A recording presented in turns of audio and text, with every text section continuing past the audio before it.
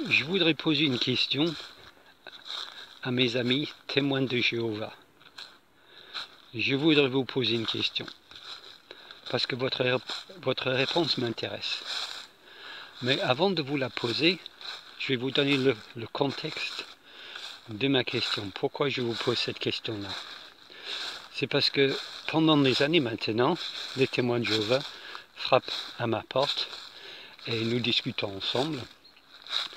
Et cet été, il y a un père et un fils, son fils qui avait à peu près une vingtaine d'années. Ils sont venus chez moi, frapper à ma porte et nous avons discuté assez longtemps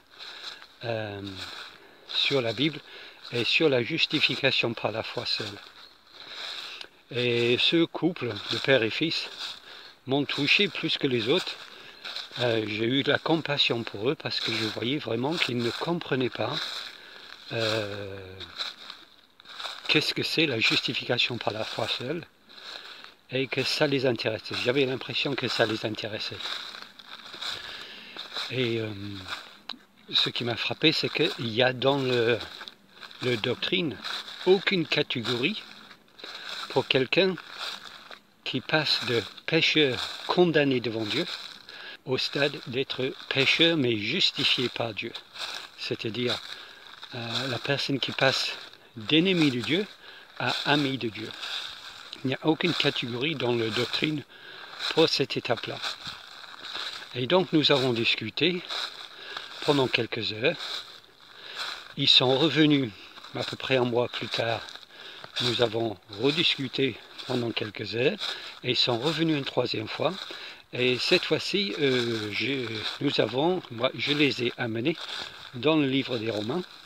C'était convenu à l'avance que je partirai du chapitre 1 et j'arriverai jusqu'au chapitre 4 pour leur expliquer qu'est-ce que c'est la justification par la foi seule. Et ce temps, je trouvais que c'était assez fructueux. C'est vrai que les témoins de Jéhovah sont assez réticents à toute nouvelle doctrine, mais j'ai senti quand même qu'il y avait une curiosité. Est-ce que cette curiosité était sincère ou pas? Je ne sais pas. Et donc, suite à cette conversation, ils sont partis. J'ai décidé, moi, d'aller à un culte. Je ne sais pas si on appelle ça un culte, mais d'aller moi-même à la salle du royaume pour voir un culte des témoins de Jéhovah. Donc, effectivement, je suis allé un samedi soir à la salle du royaume et j'ai assisté à un service, un culte des témoins de Jéhovah. La salle est disposée vraiment comme une salle d'église évangélique, avec le pupitre devant, les chaises en rang. Et il y avait à peu près une cinquantaine de personnes pour ce culte, tous très bien habillés. Il y avait une seule famille et les personnes étaient quand même pour la plupart d'un certain âge. Il y avait très peu de jeunes. Mais ils étaient très accueillants. Beaucoup sont venus me serrer la main et me souhaiter la bienvenue. J'ai assisté à ce culte. Il y a eu quelques cantiques. Ce sont des cantiques traditionnels que je ne connaissais pas. Tous chantés à Jéhovah, bien sûr. Et ensuite, il y a eu une prédication. La prédication était sur le confort que nous amène Jéhovah. Et j'ai remarqué qu'on parle très peu de Jésus. Et quand on parle de Jésus, en tout cas c'était mon sentiment, et d'ailleurs on connaît la doctrine des témoins de Jéhovah sur Jésus, quand on parle de Jésus, il n'y a pas la même révérence que quand on parle de Jéhovah. Tout le culte est centré sur Jéhovah. Et les chants sont à Jéhovah. Après donc la prédication qui a duré à peu près une vingtaine de minutes, il y a eu 45 minutes de temps, donc à peu près le double. Donc la prédication sur quelques passages de la Bible, et après un temps de 45 minutes où nous avons suivi un chapitre dans le magazine La Tour de Garde, c'est-à-dire le magazine officiel des témoins de Jéhovah. Et c'est un autre monsieur qui a présidé cette séquence, et nous avons lu les paragraphes dans le magazine La Tour de Garde. Quelqu'un d'autre a lu les versets bibliques qui étaient cités en référence. Et ensuite, il y a les questions qui sont dans le magazine. Et à ce moment-là, le micro circule dans le public et les gens posent des questions qui sont écrites dans le magazine. Et ensuite, on demande à quelqu'un de répondre à la question qui a été posée. Et la réponse est aussi dans le magazine. Donc tout, en fait, vient du magazine La Tour de Garde. Et ce temps-là a été très important en termes de participation, en termes de temps, et aussi en termes d'importance. Une grande importance était donnée à cette partie-là. Une petite anecdote aussi qui m'a frappé, c'est que, je ne sais pas si on fait ça dans tous les salles du royaume, mais une fois que nous sommes entrés, le parking était fermé derrière nous et la porte de l'église était fermée à clé et il y avait quelqu'un qui gardait la porte. Alors est-ce que c'est parce qu'ils ont subi des agressions? Je ne sais pas, mais ça m'a frappé qu'on était enfermé à clé. Mais bon, ça c'est une anecdote. Et donc, ce que j'ai appris de ce temps où j'ai assisté à ce culte à la salle du royaume, c'est que ça n'a pas servi à grand chose ce que j'ai dit à mes amis témoins de Jéhovah, parce qu'il est clair que l'autorité finale des témoins de Jéhovah n'est pas la Bible. C'est ça que j'ai compris en assistant à cette cérémonie. L'autorité finale, c'est la tour de garde. L'autorité finale, c'est le collège central.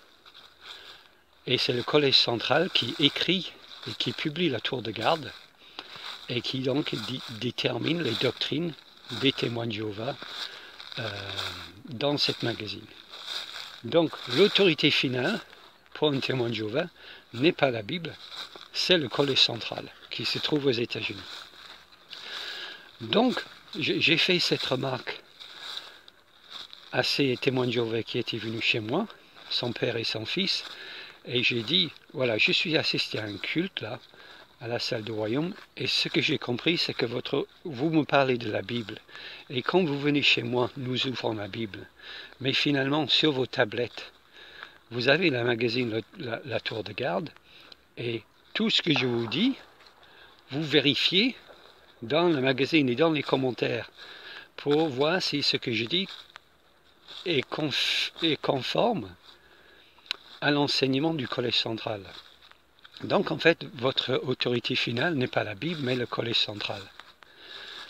Et là, ces témoins de Jéhovah m'ont dit que non, ce n'est pas vrai, leur autorité finale c'est la Bible, c'est juste qu'ils vérifient pour voir si le collège central dit la même chose que la Bible. Donc je leur ai posé cette question. Voici, j'arrive finalement à ma question. Donc voici la question que je pose à un témoin de Jéhovah, parce que pour l'instant, ces messieurs n'ont pas répondu à ma question. Ils vont peut-être répondre, mais pour l'instant, je n'ai pas eu de réponse. Et je voudrais savoir quelle réponse donnerait un témoin de Jéhovah à cette question. Donc, si votre autorité finale n'est pas le collège central, mais la Bible, est-ce que vous pouvez me prouver cela en me montrant une doctrine du collège central qui contredit la Bible? Donc montrez-moi s'il vous plaît, puisque votre autorité finale est la Bible, montrez-moi dans la Bible une doctrine du collège central qui est contredite par la Bible. Et là je croirais que votre autorité finale est effectivement la Bible et non pas le collège central.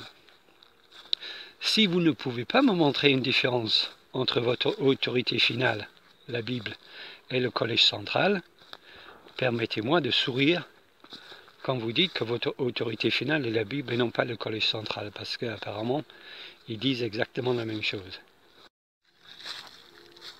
Et si vous pouvez me trouver un endroit où la Bible contredit les enseignements du collège central, à ce moment-là, je vous dirai que si l'institution, la haute institution de votre église, le collège central, n'est pas d'accord avec la Bible, il faut quitter cette institution-là. Il faut fuir. Et il faut chercher une église, une vraie, qui suit les enseignements et les doctrines de la Bible. Donc voilà ma question. Puisque vous dites, mes amis témoins de Jéhovah, que votre autorité finale est la Bible et non pas le collège central, pouvez-vous me montrer dans la Bible une contradiction où la Bible a raison et le collège central a tort sur les doctrines de la Bible? Merci.